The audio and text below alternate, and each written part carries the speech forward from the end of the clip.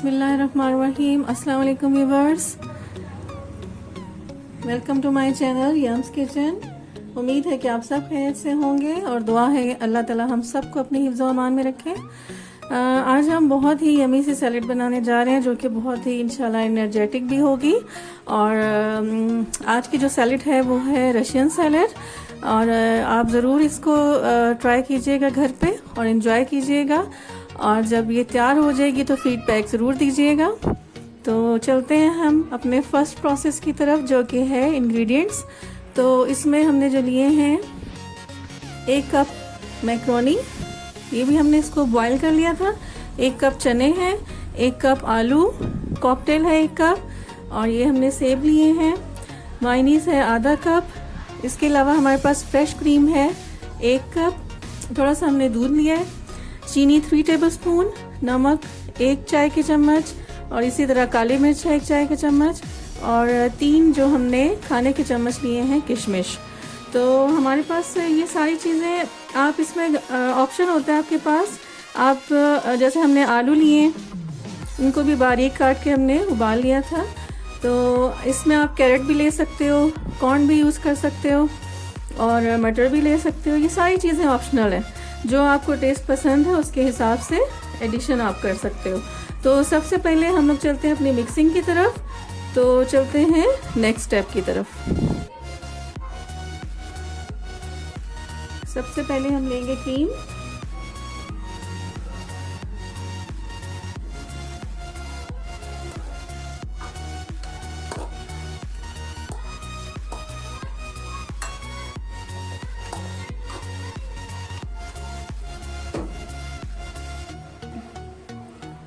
अभी इसमें हम शामिल करने जा रहे हैं मायोनीज।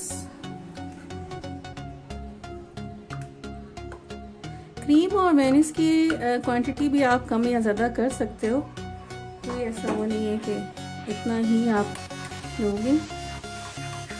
और इसकी जो थिकनेस है वो भी आप थोड़ा सा दूध ऐड कर सकते हो इसमें।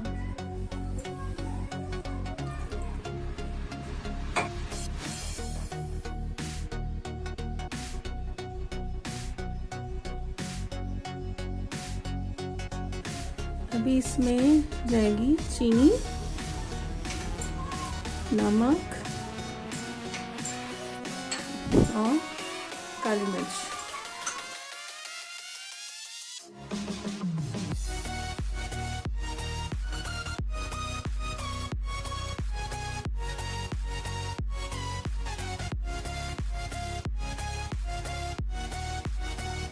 जी, सेकंड जो हमारा प्रोसेस है, इसमें हमने सारी चीज़ों की मिक्सिंग करनी है।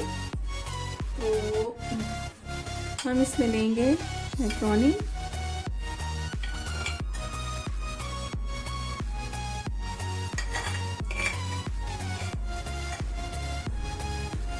मैक्रोनी को उबालते हुए इसमें थोड़ा सा ऑयल, तकरीबन 1 टेबलस्पून ऐड कर दीजिएगा, ताकि आपस में ये जुड़े नहीं। इसमें जाएगा सेब, चने,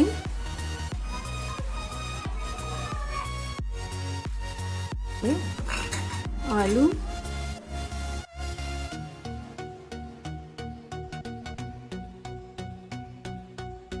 अभी हमारे पास जैसे कि क्रीम और मेयोनीज हमारे पास है, तो इसको हम इसमें ऐड कर देंगे।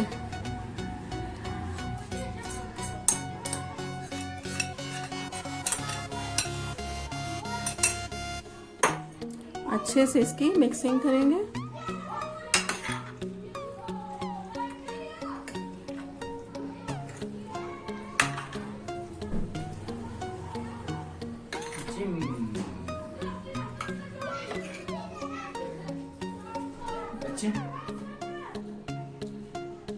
इसमें किशमिश ऐड करेंगे।